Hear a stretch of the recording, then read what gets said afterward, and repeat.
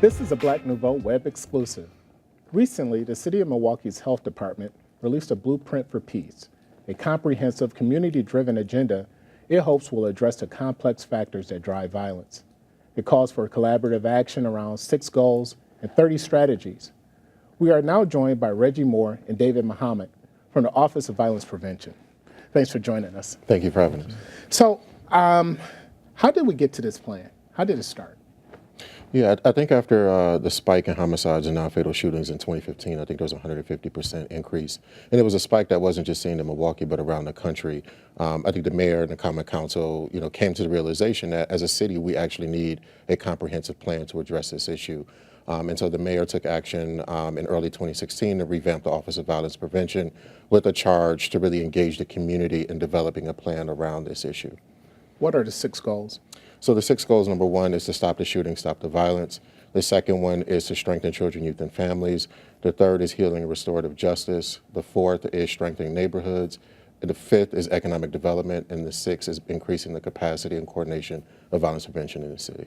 Now, out of those 6 goals, which is the hardest to accomplish? I think they're all equally. I think the one that captures the community's attention, when we turn on the news every night, is definitely, the issue of shootings in our city. It is something that is an epidemic. And from a public health approach, what we try to understand is where is it happening, where is it concentrated, and what are sort of the factors that are driving the transmission of violence. Because oftentimes, when we look at the statistics, a lot of the violence is related to arguments and fights. It's very hard to predict that and to intervene in it, but we are trying to understand and look at what are things that we could do to reduce the level of non-fatal shootings and homicides in our city.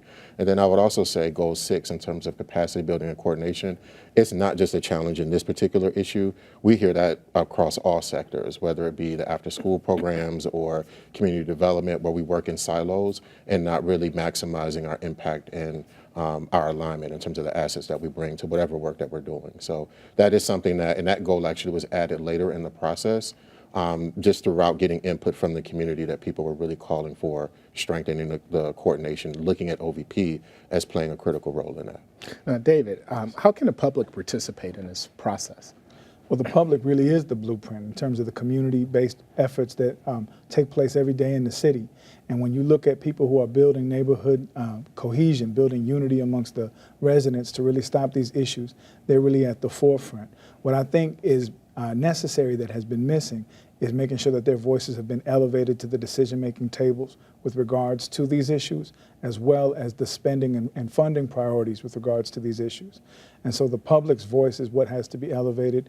They have to be included in those spaces, and people have to come out of the institutional ivory towers, if you will, and go into the community and start making sure that the impact that is being spent on and being worked on is felt by the people most impacted by it. Well, that's one of those key points. Now, did you get input from the people in the most impacted areas about what they want to see and what changes they want? Absolutely. I think from the inception, when we started this process last November, our goal was to make sure that community voice and the voice of those who had been historically left out was included, but not only included, but amplified, because oftentimes people with resources, their voice, their concerns tends to weigh louder in certain circles.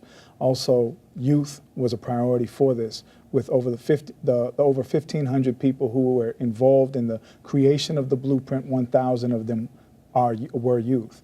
And so prioritizing young people, prioritizing youth in this process has been a major factor. Now, Reggie, when you do something this big and this large, you have to have funding to go with it. Where does the funding come from? Right, and the funding has to come from every level. And so, throughout this process, we've on the steering committee, we've had the Greater Milwaukee Foundation, we've had, the Bader Foundation, but also even when you look at the healthcare partnership, between Frederick and Children's Hospital and the hospital systems in the city are right now discussing what their investment will be in the blueprint. When you look at the medical college who funded the process, and then the mayor also added, approved by the Common Council, to add funding for ceasefire. So all of those things in terms of the resources are coming together, but quite frankly, they're going to have to come from every level, state, county, and city. and even the private sector in terms of the business community. People have asked, well, what is the price tag for the blueprint? Right. I think that varies based on, what brand you buy. It's the same, issue with clothing. So you can buy, a reasonable price brand, or you can, buy the Gucci. At the end of the day, we have to prioritize the interventions that we actually want to implement, and the cost will be determined by that. But we can't throw $5 at a $100 million problem. So we will have to step up and really make a commitment to this issue over a sustained period of time. Now, one thing that a lot of people talk about now is trauma and the impact that trauma plays. Does the blueprint address trauma in any way, shape, or form? Absolutely. I think that's highlighted in the goal focused on restorative justice and healing. I'll let David talk about our trauma response initiative. So again, and I think the thing to highlight about the blueprint is, one, it amplifies things that we should be doing, and it also calls for things that we haven't tried as a community. And none of us have waited for the blueprint to be done in terms of working. So we've been supporting things throughout the past year in the community, and I think the trauma response initiative is one strategy that we've been supporting. Talk about the trauma response. Sure, absolutely. So we partner with the Behavioral Health Division, wraparound with Milwaukee County, to offer counseling services to young people who have been victims of or witnesses to violent incidents in districts 5 and 7. We are expanding that in partnership with the Milwaukee Fire Department and the first responders, as well as looking to expand that to youth-serving organizations. We know that when young people are victims or witness a traumatic incident, they're more likely to have factors or they externalize that, they show that in their behavior, the use of violence, aggressive tendency, depression and anxiety. And oftentimes the follow-up services that they need simply aren't there, or they don't know that they exist. And so we want to put this in the community in a way that's accessible for them, that they can begin the healing process. Now, Reggie, now you need an all-hands-on-deck approach to this, but understand that there may be some aldermen on the south side who are not all the way in. Is that correct? I think the muscle memory when we talk about public safety is cops and courts. And, I think, one, understanding violence as a public health issue is a journey that we continue to walk. And so I think some of the resistance has just come from a lack of appreciation or understanding that a public health approach to violence prevention is not anti-enforcement.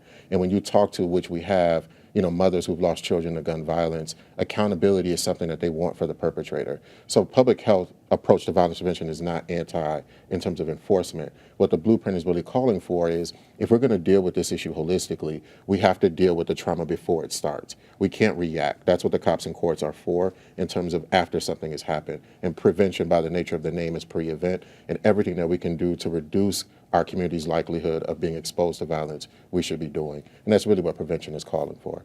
And the more that we talk, to community and residents, even on the south side, they embrace and appreciate that. So they start to get it. Yes. So let's talk about jobs a little bit. Can a livable wage job take the place of some of this trauma and fix some of our problems? Can we create jobs and fix a lot of the problems that we have in the city, or is it more complicated than that? I think it's definitely more complicated, and I'll let David address that as well. But at the same time, we have to understand that there's not a one-size-fits-all, right? Some people are at a place where a job will definitely provide the economic support and security that they need to take care of their family and to be stable and not, maybe engage in criminal behavior to try to survive. On the flip side, there are other folks in our community who need a lot more support and, again, healing from trauma that, has to happen before even walking on a job site, because the first conflict, the first, incident may lead or be a trigger for that person to do something to lose that job. So we really have to have a range of opportunities and supports across a spectrum and not just have a cookie cutter approach. Yes, sir. So to dovetail off of what Reggie just said, there's a lot of individuals in our community who have been through a great deal of trauma, whether it's through an incarcerated parent, substance abuse in the home, or violence and exposure to violence in the neighborhoods. Some people respond differently than others. Many people are able to function and go about their lives and maybe show it in different ways that we're not trained to see.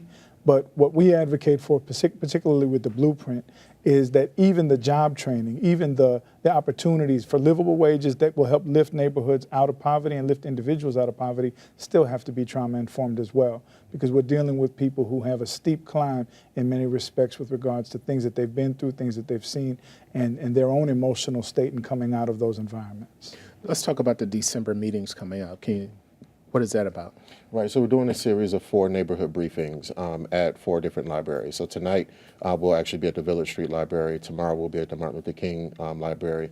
And next week we'll be at Mitchell Street and Washington Park.